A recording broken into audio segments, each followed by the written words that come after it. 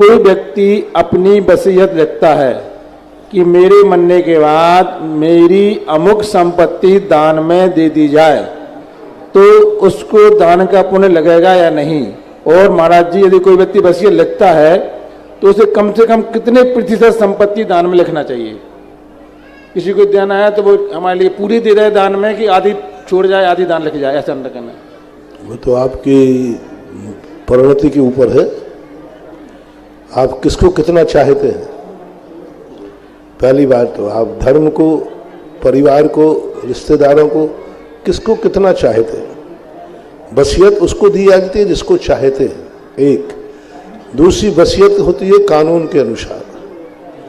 कानून कहता है कि आपका यदि परिवार है तो आप पूरी वसीयत दान में नहीं दे सकते, आपको कुछ ना कुछ उनको अंश देना पड़ेगा, क्योंकि उस वसीयत में उनका भी अंश है। जैसे घर का सदस्य आपका हो जाता है, बेटा है, आपका कितना भी दुश्मन क्यों ना हो, कितना भी प्रतिकूल क्यों ना हो, लेकिन आपका अंश होने से उसे द्रव्य संपत्ति का अंश भी कानूनन देना पड़ेगा। कानून के अनुसार कानून भी कहता है कि आपका अंश है तो आपको उसको संपत्ति का भी अंश देना पड़ेगा।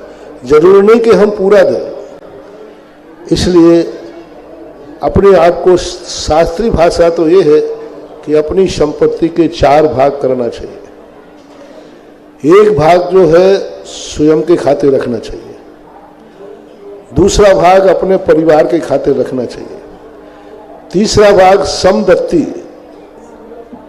समदत्ती का अर्थ होता है जो हमसे पुण्यहीन है लेकिन वो हमारे समाज के हैं।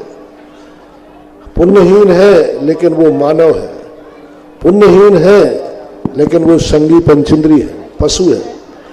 तो एक भाग जो है समदत्ती के रूप में अथवा करुणा के रूप में रखना चाहिए, और एक भाग उन्हें अपने आराध्य के लिए समर्पित करना चाहिए, धर्म के लिए। ये परंपरा एक गृहस्थ के लिए श्रावकाचारों में व्यवस्थित की गई है। सोमदेव ने भी नीति वाक्यामृत के अंदर इस बात को व्यवस्थित किया है। चाणक्य ने भी अपनी नीतियों के अंदर इस बात को समाहित किया।